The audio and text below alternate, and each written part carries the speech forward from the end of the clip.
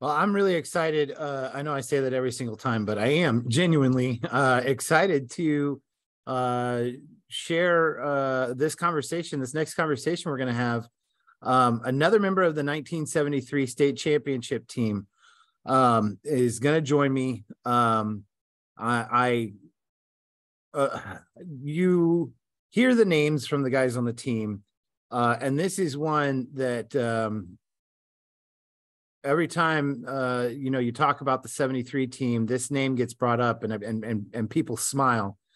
So let's see what this is all about. I'm excited. I've never talked to this person before, but here we're going to talk to Ike Brady, and he's joining us now. Joining us, like there's a bunch of people here joining me. I'm really excited. Dave? Ike Brady, is that you? It's me. Can you hear me? I can hear you. Can you hear me? Absolutely, I can. I love it. Absolutely love it. How are you, sir? I'm doing wonderful. Thank you. Yeah. Well, life is good. Oh, that's great. I know we've emailed a couple times back and forth, but I was tasked 3 years ago with making sure that the 50th anniversary of the 73 team gets the proper recognition. And so I've been, slowly kind of building up on some stories. And I feel like this is a great way to kind of get guys together and drum up some excitement for September during the homecoming game. But every single time I talk about it, your name is one of the first that people say, you got to talk to Ike Brady. So I'm excited to hear from you and hear some of your stories and share a little bit with you about your experiences in this town and your experiences with the team. Sure, Dave. And stop me anytime you feel the need, or redirect me if you want to. But I was born and raised in Osawatomie. Yeah. So, and my experience as a young Black kid is certainly one that is pretty all-encompassing of what was going on in Osawatomie up through when I left, after high school. Yeah. And people probably say, talk to me, because I have so many stories and experienced so much. And one of the other things I did, Dave, was I had an English teacher named Rachel Bolton in high school, who said, as you get older, you're going to start to forget things. So if something's important or interesting to you, you should write it down. So over the years, I took notes and, that kind of thing. So I was kind of lucky to take that advice to heart and capture some things. But I've grew up, born and raised in Osawatomie. I recently retired, and I'll get into that later. But, I parlayed my Osawatomie experience in education into, at the time of my retirement and before, I was working for some of the biggest companies in the United States. Wow. As an executive. And, it was a long trip, and I had a lot of people reporting to me and responsible for a lot of lives, and families. But I have to say that it all started in Osawatomie for me. Wow. It really did. And if people listen, and I think when people listen to these podcasts, especially younger people, I hope they understand that it's not necessarily where you start. You have to learn wherever you start. You need to learn, and you need to grow from there. From there, and you'll get to where you want to be. And that's what I've done. You say that it comes to mind. Listening to some people that are in the field of mathematics and talking to people that are like, MIT professors and Berkeley professors, and these, just like outstanding people. And they what they say is start, just hit the record button, try it. Absolutely. And it's not, you can't improve on something that's not there. Right. So, yes.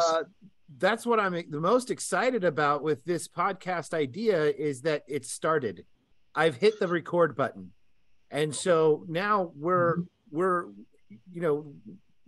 we're learning together how to put this together. And I think the beauty of it is that the theme is Osawatomie, but I mean, you already touched on some. There's something bigger that people get out of this if they have that growth mentality. Yes. You hear football coaches and the cliches. You hear Tom Brady, I'm just trying to get better every day, and Patrick Mahomes says the same thing. But boy, if you actually believed it and you actually tried to get better every day, like it could only good things can happen from that. Well, Dave, that all starts with you have to hear it first. You need an urging. I got that from a business teacher. I never, considered myself, even at a young age, I was going to be an NBA player, an NFL player. Right. I wanted to be a business person, and that's where I ended up. Wow. And my urging came from a business teacher at Osawatomie High School named Marie Cherry. Wonderful person, and I was a slacker kind of early on in high school. Yeah. And she pulled me in her office once and said, basically, what are you doing? You're a lot smarter than these D's and C's that you're getting. Yeah. You need to apply yourself or you're not going to go anywhere. And I had to hear that. And she set me on the track from an education standpoint, but she was a wonderful, wonderful person. But she took to heart that there was this young black kid, young teenager that was really wasting what he had above his shoulders. Yeah. So she set me on the right path. And I'm sure we'll talk about Bill Freeman in a minute here, but yeah, he redirected me when I really needed redirecting. But, again, you have to hear that from someone, be it a teacher, preacher, minister, a parent, you have to hear that. It's not through osmosis just going to come to a young kid. It doesn't happen that way. Right. They don't suddenly get bright, Right. But again, I think when we first talked, you mentioned Stan Newcomb as your father-in-law. Yes, sir. That's right. Oh my goodness, what a good guy! And if you saw, get it out of the way. If I'll just let you if you'll let me talk about Stan for just a moment, a story about Stan. Yeah, please. If he's too humble to tell you, when we were in youth Little League, Stan was a lights out pitcher. Really? Lights out. He, the first time that I faced him, and I was a baseball player, young. I was really good, I thought, but he struck me out 3 times. Really? 3 times in one game, and he struck me out with a curveball, which I'd never have seen before. Really? He could throw hard, and then he had this curveball. Stan struck me out 3 times, and I hate to lose, even then. Yeah. And we are walking through the line to shake hands after the end of the game. And again, I had I hated to lose. I had a bad attitude growing up. Right. We're walking through the line, and he reached out to shake my hand, and I just slapped him with my glove. Oh, no. Yeah. Just the poorest example of sportsmanship you could ever imagine. Yeah. Well, and of course, all the coaches came and saved us and separated us and that whole thing. Okay. I was going to say, he probably wouldn't respond too great with that. I'm glad he didn't, because Stan, even though a year younger, he was a lot bigger than me. I was just a little skinny kid. But so funny. I got to tell you, Stan was a lights out pitcher. Wow. He was. Now, the second time we faced him, he didn't pitch against us, and I was so glad he didn't pitch. So you and got I'm so glad and they beat us again, by the way, but we were a lot closer. But we walked back through the line and we shook hands. Oh, he good. Didn't take it to heart or anything. Good. So that's what kind of person Stan is. He's just a good guy. Yeah. Yeah. And, I don't want to go too much into my personal history with him, but I'll definitely say he's one of the best role models I could have asked for. Yeah. He's helped me gain confidence as a man. I don't want to get too far into that. So you left high school, you graduated high school, and you went off to college. Did you play sports in college? I did. Where at? I decided to play basketball at Allen County Community College in Iola. Had some other offers, but I was transitioning from playing under the basket in high school because I was one of the taller kids. Sure. to I needed to learn how to play point guard. So I went to Allen County, had a good 2 years. And by the way, I got my head on straight, and I really grew academically. You're a math teacher, you Right. know. I went from high school to Troy Hodges Troy Hodges was our math teacher. Yeah. I went to Allen County and I started taking college level calculus courses in algebra. Wow. So I graduated from Allen County after 2 years of basketball, and my GPA all of a sudden, you know, was 3.5, 3.6. So it went up. Yeah. I graduated from there, and then I went to Southwestern University in Winfield, Kansas. Okay. Played basketball, continued my education there, met my wife, who I've been married to now it'll be 37 years this year. Yeah. Congratulations. Yeah. So I continued to learn there. I studied math, accounting, and finance, and also religion, Eastern and Western philosophy and religions. Oh, so cool. I kind of started to expand myself. Graduated from Southwestern, and then I went to Rockhurst University here in Kansas City, Okay. and I got a master's degree in business administration. Oh, wow. That's excellent. And you were saying now, just if you could, I don't want you to go through your whole CV, but can you give me probably the top 4 or 5 highlights of your business career, like where you ended up? Oh my goodness. In November, I retired from AT&T. Okay. Wow. In human resources. Yeah. So that was a highlight, prior to that, I also worked for Kraft General Foods, and I was working in Manhattan, New York, Dave. Wow.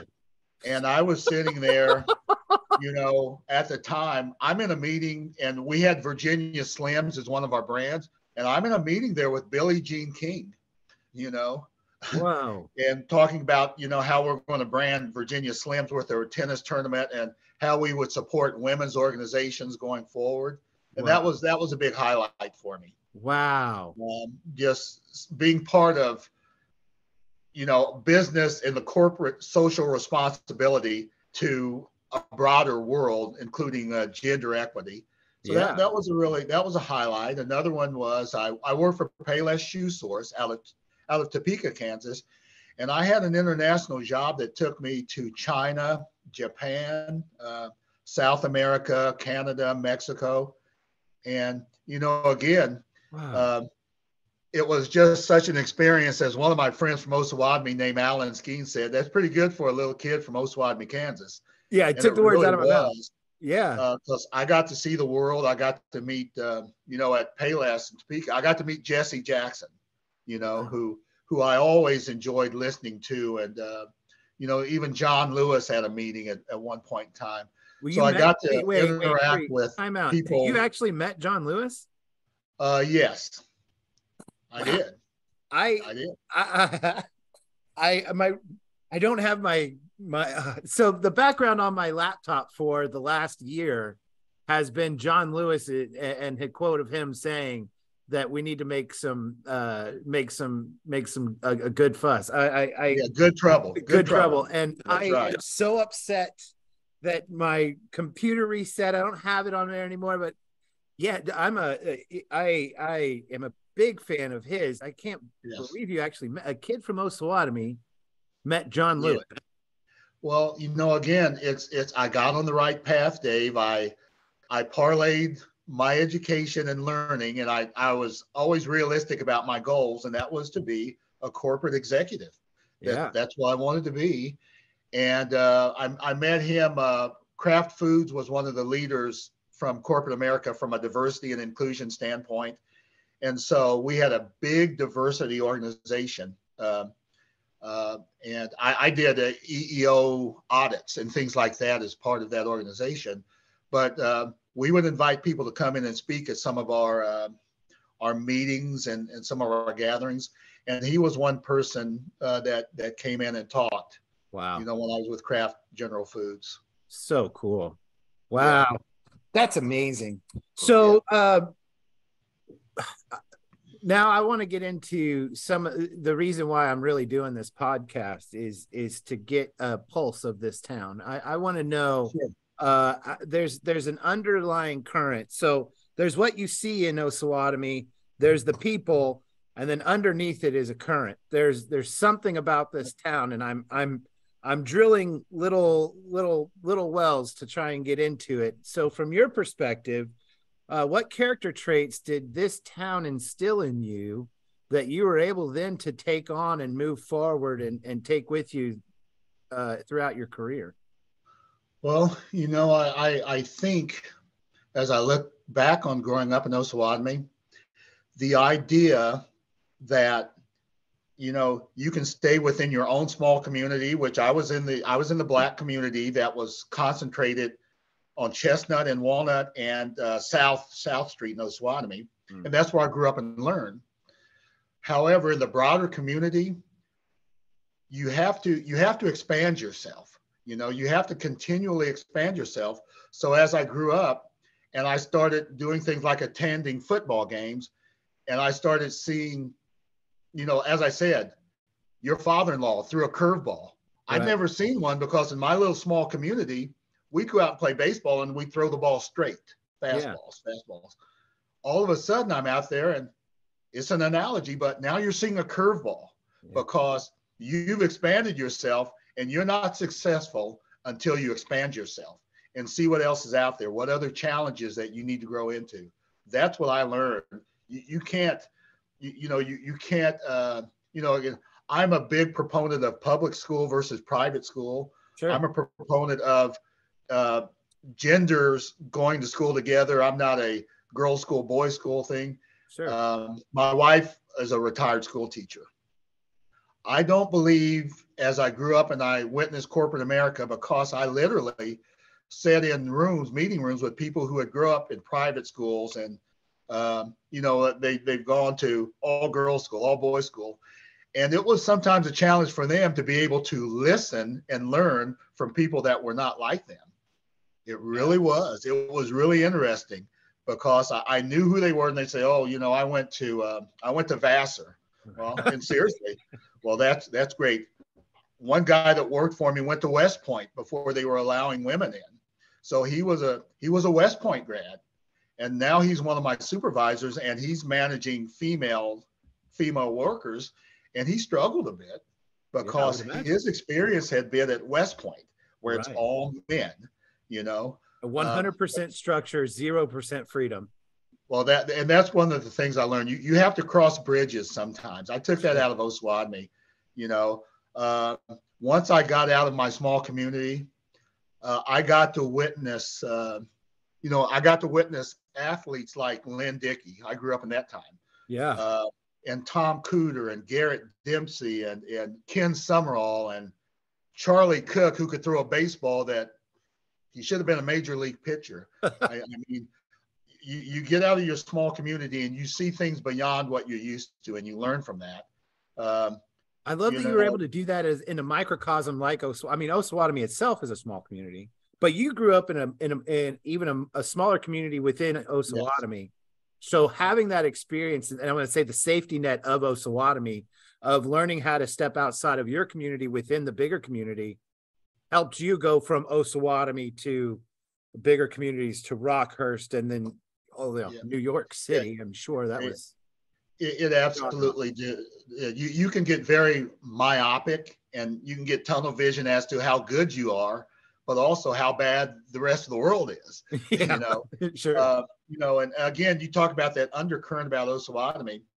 In the 60s, we were transitioning from the 40s and 50s into, and you're a lot younger than me, free speech, freedom, the hippie generation, free love, all of those things. Right. So I was growing up in a transitional period again from 69 when I was seeing Lynn Dickey and my cousin Russell Berry, who played on the same team with Lynn Dickey. By the way, he was a world-class, not just a state level speed sprinter. Russell Berry, unbelievable. I got to start to see, some of these, again, I think we stood on the shoulders of giants like Lynn Dickey and Russell Berry and Tom Dela Cruz and Mike Lombard and some of these guys that were in the 60s, Jeff Young. We saw some really good athletes, and it kind of made you want to go be better because they were both black and white. Eddie West in the early 60s. Some of these people were just, if I would have stayed in that small community and not crossed the bridge and seen some of those, I don't think I would have I wouldn't have been able to be as unencumbered by my own, thoughts about how good I was and how bad the rest of the world was until you step out of that. And Osawatomie allowed us to do that. It really did. Wow. That's amazing. So let's think back to the team. Let's think back to that 73 team. What about that team gave you confidence that you guys were going to be winners? What was that special moment? We watched Patrick Mahomes and the Super Bowl runs that the Chiefs have been on recently. Go Chiefs, they're amazing. And we see that and they talk about, it was special during training camp, or it was special the third week and play number 7 on the third week. We were supposed to do this. We did that. And all of a sudden everything clicks. What was that special something that gave you the confidence that your team was going to be special? Well, I guess I'll start, Dave, with what I knew about the team. I was a basketball player. I did not play football when I was a sophomore or junior, but I kept stats. So I got to watch the team grow. And so I knew a lot of the players. And so I knew them and I knew their personalities. As a sophomore, junior, in 72, for instance, I had watched, and we had watched a guy like Tom Hammond, who when he sat and watched films, he knew what every player was supposed to do on every play, So it became a cerebral game. When I was a freshman, I got to watch Chester Pinnock, Bob Pinnock's older brother, amazing arm strength. So we got to watch and grow with really good, smart players that were really good. And so by the time we got to be seniors, there were only 24 of us, and I came out to play. And I'll tell you the Bill Freeman story that got me there. Yeah, that I learned from Bill Freeman. But there were only 24 of us. But I knew what Scott Cook and Bill Hammond and Chuck Markham and Marty Powell and Nelson Jordan and Steve Lindsay and Doug Falsgraf and Chad Montgomery. I knew what they were made of because they'd actually been playing the whole time while I was just playing basketball. And if anybody knew the intensity that they played with, it would scare them. Oh, wow. And I'll remember what I thought was a turning point in the game. I always felt like knowing them, we were going to win games. There was no doubt about that. When we got to Paola, that was pretty scary because we were both undefeated. Oh. And Paola thought they had a chance to win, and they really didn't. They were not going to win that game. That just wasn't going to happen. And we get to our first playoff game ever in Osawatomie against Fort Scott. We kicked off. Fort Scott took the ball, and 4 or 5 plays later, they scored on us. And so many of us played bad during that series, that first series. I took a wrong angle on the running back, and he scored. Our defensive end got blocked down. Everybody got shut in. And we come to the sideline to take the kickoff. And before we do, Bill Hammond just lit us up. He said, "What are you all doing? Get your head in the game." We take the kickoff, and this was a big turning point because we're down 7-0. We're in the huddle, and Bill Hammond says, "We're going to run this ball down their blank throat." Yeah. And Chuck Markham said, "Hell yes, we are. Let's go." And after that, we just took the ball and we just pounded it right down their throat. Bill and Chuck were not about to let us lose like that. And that was a big deal. We went right back down the field, and then we came back before half, and Bob Pinnock threw me a pass that I caught over the middle from about 60 yards out with one hand. He just threw it. He led me just enough perfectly. And after that, I just knew that we were going to be really hard to beat. Yeah. because these guys, like I said, just growing up with them, they were not about to lose. I mean, they just, we had, I think, one of the best lines that ever played at Osawatomie High in total. That offensive line was just until, I don't think Bob Pinnock ever got his uniform dirty. Really? Yeah, Wow. they were that good. Wow. Yeah. That that's But that's when I kind of knew that Fort Scott game that, this was the real deal. This right. was, this was serious. That's cool. That's cool. I love that. I love that, the huddle story with those guys saying, let's go run it down their Yeah. throat. Yeah, just hearing that from the guys that you've been with for so long had to put you almost at ease going, yeah, we will. Yes, we will. We're gonna go get that. Oh, yes. Um, so my next question is, about the coaches and about the coaching staff. Um, what kind of what major life lessons, what things did you carry with you that you learned from the coaches themselves? What Well, what were you able to use, like in the corporate world, or anything like that? What did you carry with you from those coaches that you were with? right. That's again a great question, and all the coaches from Bill Freeman, Troy Hodges, Troy Hodges, yeah. Chick Heckert, Bob Whitehead, Francis Went, Bob Calvin, Bob Day was our basketball coach. Dave, when I was a junior in high school, again I was a basketball player and I was a high jumper. I was a track athlete. Yeah. So my junior year in basketball, I led the team in scoring and rebounding, and I was not nominated. And we only lost 2 games. We didn't lose. Wow. I wasn't nominated for All State, and another player that was a senior, David Platt, was, and I was really not only ticked off, I was just let down. And so basketball season's over, and so I decided I wasn't going to go out for track. I wouldn't do that. And Bill Freeman caught me walking down the hall and said, "Brady, come in here." And he takes me to his office and he says, "You're not at track practice. What's wrong?" And I told him, "I got mistreated. I feel so bad. Da, da, da." I was just whining.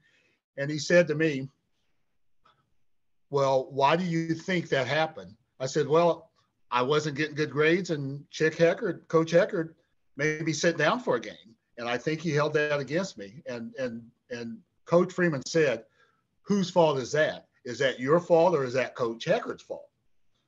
And I just sat there for a second, and he said, "You know the answer. Yeah. It's you. That is completely on you."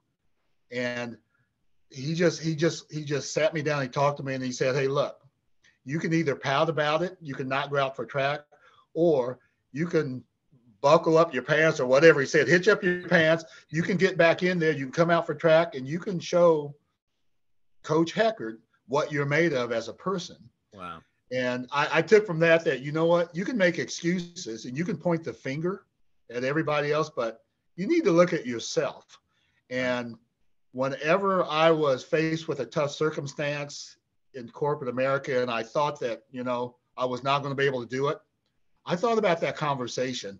This is on me. It's not about, this other person is not doing their job, or my IT group won't, fix the system. It's about me and how am I leading this organization? Because at the end of the day, I'm going to get the reward. I'm going to get the reward. So, just take it upon myself to be accountable. And I took that with me, and I would go to meetings and give speeches, and I would point back to Bill Freeman in some of those conversations in my meetings. I did that up until the time I retired, Dave. 40 years I carried that with me. Well, that's amazing. Yeah, what comes to mind listening to you say these things is I'm picturing when students come to me and they say, that they're having a bad day because of this, because of that, because of this. And, sometimes I want them to hear, that it's going to be okay. You're going to get through whatever it is that you're going to get through.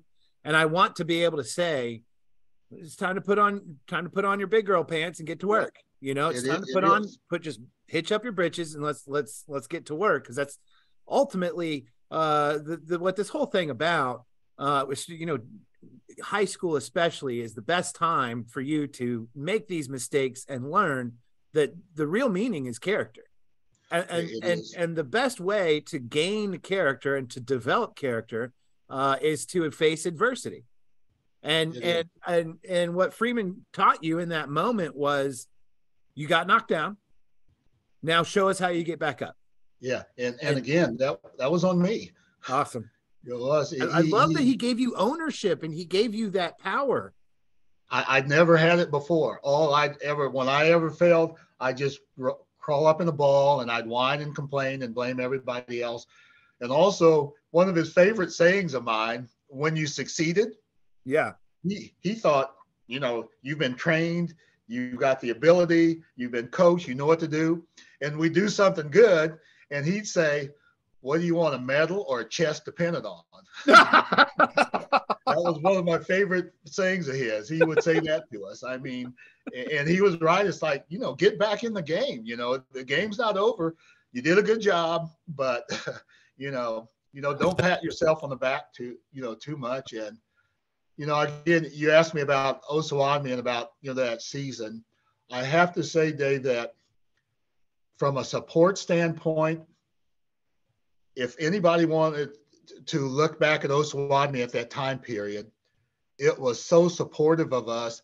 I have to tell you, we had the booster club. We had the best looking cheerleaders, the best drill team. I went back and I listened to a video. I have video from back then. I never got to hear the band play because I was always in the locker room at halftime. Right. The band that we had was amazing.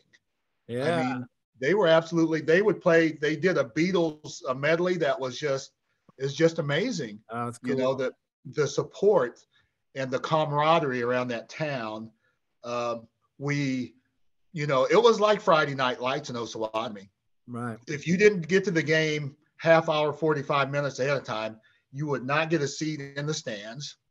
People would be 4 or 5 deep around the field because there was no barrier there. There was no track. Right. They would be so crowded up against the field that sometimes the 10-yard chains would have to go around people just to reset. Oh, wow. I mean, it was wall to wall people on Friday night. The town was dead. Everybody would be at the game. And we would all, after the game, we would all celebrate together. There were no boundaries as far as, you know, I'm going here or there. We just celebrated together. But the town was just so cohesive when it came to support. You know, it was just amazing. You know, we had, our junior varsity was good. Their cheerleaders were good looking. Our freshmen were really good. Their cheerleaders were good looking. It was just, I thought it was the height of Osawatomie. It was full employment. The railroad was there. Yeah. The state hospital was buzzing. Yeah. There were a couple of restaurants. The downtown was vibrant. You know, it was just a really, really, I think probably that was, I think the high point of Osawatomie as far as population, teaching and education, sports, even the newspaper, the graphic was really good. You could pick it up and read it. I mean, Osawatomie was hitting on all cylinders. They really were. Man, I walked down to my basement for laundry, and still hanging on the wall, it from that era, is a one of those, you know, like a little fan things, you know, to wave with, you know, when it's hot, you know, to kind of wave. It says, you know, it says, I'm a Trojan fan. And it's just, you know, like, I see the remnants in my own home, and I feel that from you, that the word you use is cohesiveness. I really appreciate that idea of being together, that, you know, just being as one for one big goal of, you know, Friday night football, right? Here we are. I absolutely love that. So I want to ask you this. I do this with my students every week. I ask them to give me a rose, a thorn, and a seed. A rose being what's the best thing that happened, the thorn being the worst thing that happened, and the seed, what is something that you've learned? So I want to give you an opportunity to do the same. What would be your rose, your thorn, and your seed from that 73 championship team, from that run on that 73 championship team? What was the rose? What's the thorn? And what's the big takeaway? You know, the rose for me, I just described was the coming together of all kinds of people, you know, Yeah. me as an inexperienced football player with these very experienced people, me and my brother being the two black kids on the team and all of these white players and, you know, counting on each other. It's just coming together like that with one goal in mind and accomplishing that, you know, when you've got 24 players, Dave, and when you run out on the field and the other team and fans are laughing at you and they say stuff like, where's the rest of your team? Right. Well, we're getting ready to show you that this is all we need. That to me was like, you can let people underestimate you. And I can remember specifically at Paola, we played there and they just laughed us. They laughed at us so hard when we ran out on the field. Oh, yeah. And the way we tore into them, they shut up pretty fast. To me, that was, you know, how do you come together with a purpose no matter what the odds are? That was my rose. Love it. From a thorn standpoint, you probably heard the song, Every Rose Has a Thorn. Oh, yeah, right? It does. Yeah. Well, I believe the catalyst to that team in 73 was a thorn. Huh. At the end of 73 in May, Osawatomie, we suffered a terrible accident. Mike and Rick Stevens were electrocuted and killed. Oh, no. Rick Stevens was a football player a year older than me. Rick had a full ride scholarship to play football at the University of Kansas. Oh. So he was on his way to Kansas. His older brother, Mike, was a Navy veteran who had taught us martial arts and took it upon himself to kind of, you know, take Rick and all of his friends like Theodis Harris and Gary Weiss and Dave, all of these other athletes. Mike took us under his wing and kind of taught us rope and how to be more mature. But those two brothers, Rick and Mike, were trimming trees at Osawatomie State Hospital, and they hit a tree branch and they were both electrocuted and killed. Unfortunately, my mother witnessed it because she was a housekeeper up there. So she actually saw it through the window, and it was just a devastating moment because we lost a couple of young men that were very instrumental in that cohesiveness and all those things that Osawatomie was about. Yeah. That was the thorn. Oh, man. But as we sat at their funeral service, which, by the way, it was so large, it was held at the high school. Wow. We being all of those football players that I've been mentioning, we just kind of huddled up or stood around and talked and said, you know what? We're going to do this for Rick and Mike. We're going to win. We're going to win. We're going to do this. Yeah. Because the team that Rick was on the year before, they were absolutely faster, bigger, stronger than the team that won it. Says the 72 team should have mopped the floor with the 73. Oh, man. If you could see a foot race between David Platt and Theodis Harris and Gary Weiss that were a year older than us, it was like they were all blazing fast. I mean, just blazing fast. I only know Gary Weiss as an older man. I can't think he could run more than 5 feet. He was the fastest of them. No, with the exception of Russell Berry.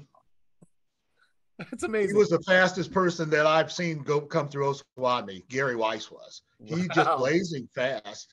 And David Platt, I would watch when David Platt was a junior and I was a ball boy, him and a guy named Dan Vess, who still lives in Osawatomie. They were trying to decide who would be the punter for the team. Yeah. It was like watching an NFL punting contest. Wow. And now Dan Vess won and he went on to Wichita State to play football, as did Stan Ricketts. But, you know, the thorn was, again, the death of those two, but coming out of that, a purpose to play. Yeah. We had a purpose, and we were on a mission, and that was the thorn. And I guess from a seed standpoint. Yeah. What's the big takeaway? The big takeaway is, boy, I guess the big takeaway is, well, there's so many of them. It's hard to point the finger, but I'll take one takeaway from it. The takeaway from it, the seed was the friendships that I developed. Yeah. That was a takeaway. And I said this to Bill Hammond passed away a couple of years ago. Oh, yeah. And I said this to his brother, Tom, at the funeral service. What I took away from that group of guys in 73, if I was in a foxhole, I would take any one of those guys that were on that team. And I still feel like I can call any of them for anything to this very day. And it doesn't matter what political affiliation, where you live, what side of the earth, what color you are, how old you are. Derek Jensen and I were best friends up until he died. Really? We were. I still talk to his mother, and I miss him dearly. But the friendships that I took out of that were lifelong. And I've met Dave over the years, just working through corporate. I've met tens of thousands of people over the years. I have never developed better friendships than I did when I was in high school in 1973. Really? Wow. I Nelson Jordan and I still get together and play guitar together.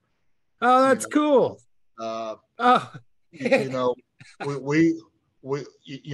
our kids grew up together. Derek Jensen and I's kids grew up together. Wow.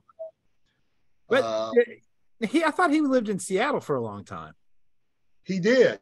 Interestingly enough, he was, for 25 plus years, he was their scout for the East Coast and the Southeast.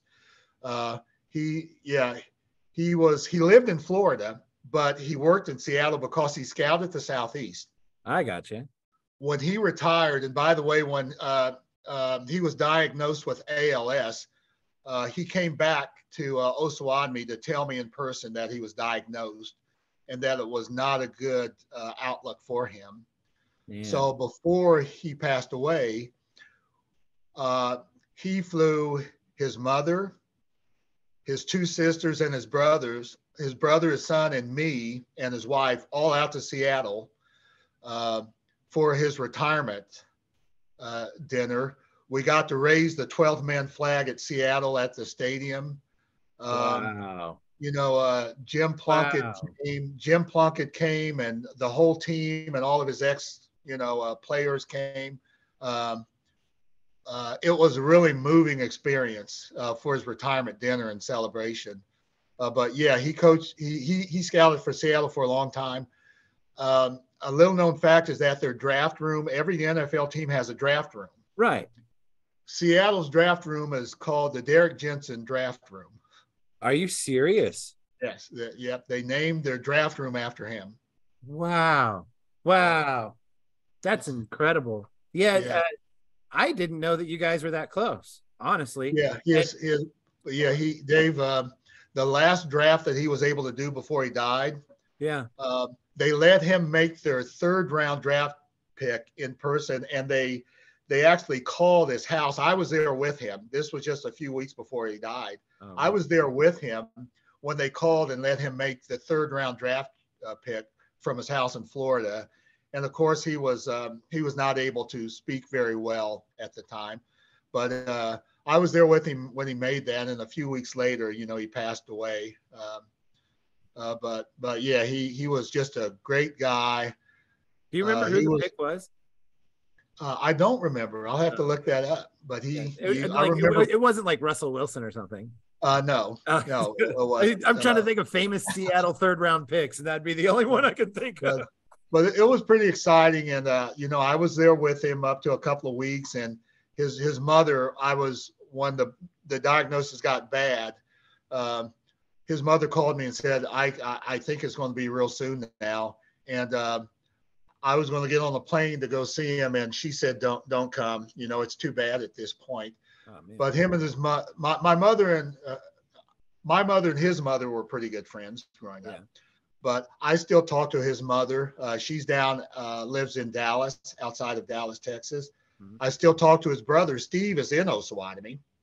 Oh, wow. His brother Steve lives outside of Osawatomie. And I still talk to, his sisters, but So he's a great guy. what is it? Before I ask this question, I want to read something to you from him. I don't know if you've heard this yet or not, but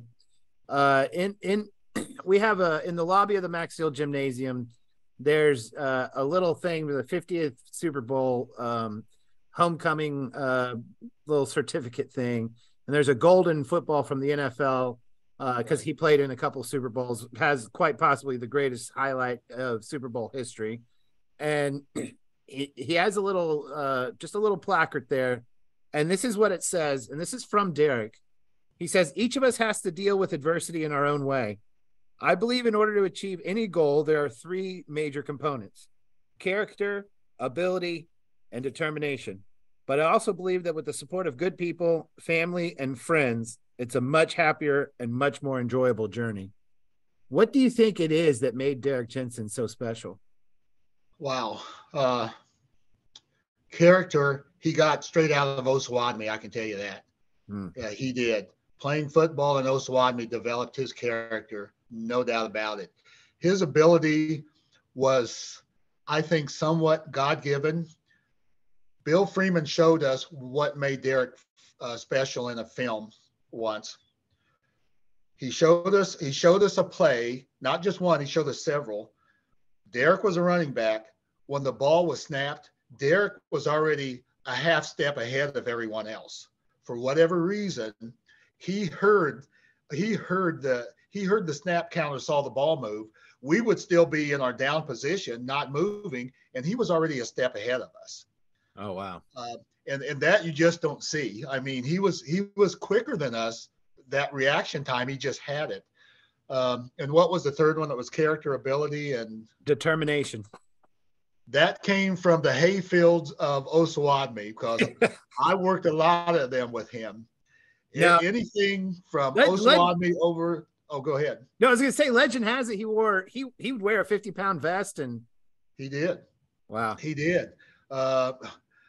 He and I and Frank Packard and Nelson Jordan and Bill Hammond, we were kind of the main crew. We baled hay from Osawatomie east to Raymore and Belton. Oh, wow. North up to Spring Hill, south almost to Garnett, west almost to Ottawa. Yeah. His dad, Art Jensen, would get us hay jobs, and we would just drive around on the tractor in a wagon and bale hay. Like we do that, and then we'd go lift weights. Oh my gosh. I mean, it was tough. And Derek would wear ankle weights, and but it just gave you a determination and a toughness. But that was what he was about. And when it came to family, I'm going to say that his family, his mother was a huge influence on Derek. Okay. And Derek was always very tight with his family and my family as well. It was interesting that Derek would come by. I didn't have a car. Derek would come by and pick me up to go to school in his car. Yeah. And with him would sometimes be, Nelson Jordan and Bill Hammond and a guy named Kevin Stoughton, and who didn't play football, but we were just all friends. Yeah. And our friends didn't stop at the football, with football. Kevin Stoughton, Gary Troutman. We had friends that extended way outside of sports, and that's where friends came in. And Derek and I got really close, like I said, in high school, but even after that, up until the day he died, we stayed in close contact. I still have one of his signed jerseys here in my basement at my bar. That's cool. We got signed footballs. I would go out to Oakland when he played in Los Angeles and hang out with him and the team. And it was just an amazing experience. But when you were a friend of Derek Jensen's, you were a friend for life. And it wasn't just me.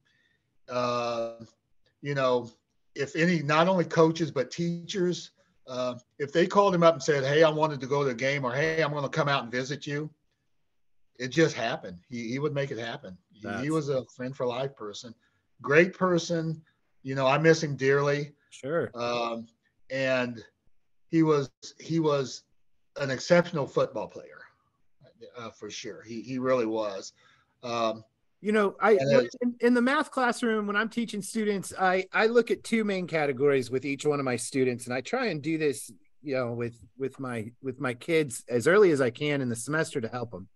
But I see potential, a talent, so to speak, and then I look at effort, or you can look at it like work ethic, right? So talent and work ethic. Derek strikes me as somebody who not only had the talent, but he had as much work ethic, if not more work ethic, to match his talent, to maximize his potential. Would you agree with that? He was much heavier on the effort side and preparation.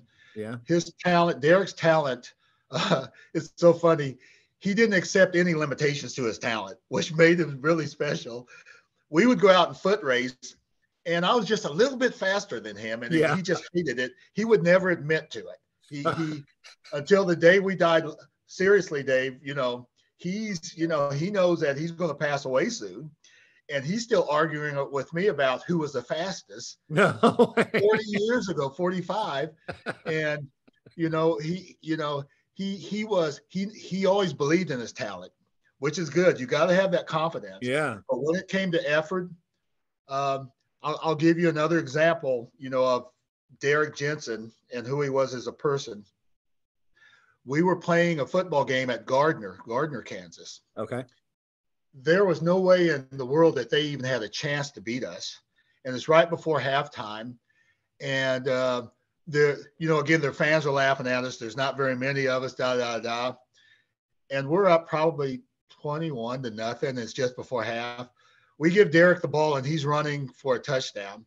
And there's only one person ahead of him. And Derek, he did have some talent. He could outrun this guy, or he could fake him because he had some moves. Instead, he just ran over this guy, ran right over the top of him. They had to take that guy out with a burst spleen to the hospital. Gosh. Because when you took on Derek, and I did, stupid me, he was a lot bigger than me. I would take him on sometimes. We get in a wrestling match or a boxing match, and he just beat the snot out of me. If you thought you were going to tackle Derek Jensen one-on-one, good luck with that. Because, again, those hay bales and those ankle weights and those hot summers in Kansas, and the weight training, he was not going to let it happen. He had a point to prove that nobody was going to outwork him. Yeah. And he was going to see if you were stronger than him or not. He wanted to see that. But yeah, he'd test you. He'd test you, huh? Yeah. Yeah. He was, I will say this, he had talent. He didn't have as much talent as he thought he did. Okay. But that was a good thing because he never backed down. That's awesome. He would never admit it, but he's a good guy. That's so cool. And go ahead. I was going, congratulations on being a math teacher. As I said, Troy Hodges was the math teacher when I was there. Yeah. So can I tell you real quick? I started late in life. I went back to school when I was 27, and then I started at Johnson County Community College and fell in love with mathematics. I went to Kansas, the University of Kansas, to get my BS in mathematics later in life. And then I started, my first job was at J.C. Harmon High School. Mm-hmm. Yeah, that's it. That's special because at J.C. Harmon High School, I named the gym the Troy Hodges Gymnasium at J.C. Harmon High School because he was there for like 30 some odd years. So he started here for 4 or 5 years and then went to J.C. Harmon. Well, I started at J.C. Harmon and I came here to Osawatomie. So I like to think that my career is the reverse Hodges. I'm doing the opposite of what Troy Hodges did, but hopefully I can live up to some of his greatness because I've heard nothing but amazing stories about Troy and his impact that he had on Stan, but everybody that I've talked to. Yeah, he Coach Hodges, Bill Freeman was an X's and O person. Like his football plays, I can still remember. This is 50 years ago. Wow. I can tell you the winning touchdown from Bob Pinnock that he threw to me. I can still tell you the name of that play. It was 26 Y fly. Oh yeah, there you go. Bill Freeman drilled into us so well that you are going to learn this plays and you're going to know this book. And if you don't, Coach Hodges will come and see you and make sure you do. Oh, so Coach he was Hodges was the enforcer. He was. And he was good at it. Yeah. Let me tell you, he was good at it. But they were a great combination. Bill Freeman having Troy Hodges there. Well, obviously he was a coach of the year also. And he took that to Lawrence and he just mopped up it. When he went to Lawrence, he was winning. Yeah. I mean, he was extremely smart. As I said, the speech that he had to me when I was a junior in high school, when I was down and whining and complaining, without that speech, you and I wouldn't be having this conversation because I don't think I would have gone anywhere. I would have been mad at the world, thinking everybody hurts me. It's because of, my race and da-da-da-da-da. But instead he said, it's about you, dude. You are the one that didn't go to class and didn't get the grades. Chick Heckard said, you're not going to play if you don't get the grades. Yeah. I mean, the rules were the rules. Yeah, the rules were there before you made the decision. And I got to tell you, the end of my math career was when I got to college, calculus, and I was doing rotation and translation of axes. And it was taking me like 4 or 5 pages to do one problem. I thought, no, I'm done with this. No, that's the good stuff. That's when it gets good. Oh, Ike. Oh, man, I tell you, that's the good stuff. When you can spend 3 weeks on one problem and get like pi over 2 as an answer, there's nothing more beautiful than that. That was too much. When I had to, do pages and pages to do one problem, I was thinking, okay, I got there, but I just missed out on, this and this and this and this because, I had to do. The homework was only 10 problems, and it's taken me from Tuesday to Thursday to get them all done. It's like, that's too much. But I did enjoy math. Troy Hodges was also a really good math teacher. Yeah, he really was. He was. And I'm finding that all those coaches, Freeman insisted that these guys had to be good teachers. Education matters. Education matters. And I appreciate hearing that. Not that any, none of the coaches that I've had in the past would talk down on education in any way, shape, or form. But it's good to hear, that it's still a theme from, 73 to now. It's still a theme. Education matters. Absolutely. Dave, Bill Freeman had every opportunity, right, and the authority to say to me, you're right, Ike, Coach Hecker treated you wrong and da-da-da-da-da, and you deserve this. He did not say that for 1 minute. He backed Coach Hecker, saying, yep, you should have been sitting. If you're not going to go to school and get the grades, and, guess what? He backed the education piece. And Bill Freeman was also a good health teacher. He taught health. He was really good. Yeah. He was funny. He was engaging. He was good. And he expected us to be in class too. There was no not going to class. Right. Right. That was not acceptable.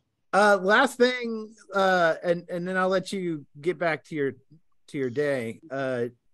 My father-in-law was on that team. His name's Dan Newcomb, and I need any ammunition I could possibly get. Do you have any stories? I know he threw you the curveball and he got you good, but do you have any other stories that you could share about Stan? Let's see. Anything embarrassing that you might like? He dressed up funny one year for Halloween, or he was just a nice young man. Now, and his dad was a great person. I don't know. You may have never met his dad, but boy. Yeah, his dad was something too. He showed Stan a lot, but it seems like I must have been like a freshman. So Stan was an 8th grader, and Stan still thought he could play basketball. Yeah. Yeah. And I had spent the summer in Indiana playing basketball 3 times a day to get better. Sure. And I think, I can't remember exactly what happened, but for some reason, Stan got involved with in a basketball game with me. And I don't remember the circumstances, but I don't think he scored. Well, he could shoot, but Stan he was heavy set, and I was like this small, skinny kid that played basketball all the time. And Stan was an 8th grader, and he was starting to think, yeah, I can really play. I'm pretty good. Yeah. And he was a good athlete. Yes. But I think we were up at the East School, which the elementary school up there, and there was a little goal up there. And Stan came out there to play with us once, and he was in way over his head. He tried to shoot, and we'd block and throw it up against the wall. Awesome. Yes. But I think that's when he kind of ended his basketball career. And I appreciate that. Well, he didn't officially end his career when my wife was trying to get her driver's license. I've told the story, but he wouldn't let her get her driver's license until he could beat her in around the world. Yeah. Stan could shoot the ball. Yeah. And it took several weeks. According to my wife, it took several weeks to get there. According to Stan, she never actually beat him.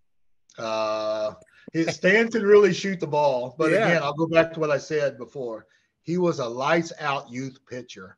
Really? I mean, he could throw the ball hard and fast, and then he'd come at you with this curveball. And his dad taught him that. I guarantee you that.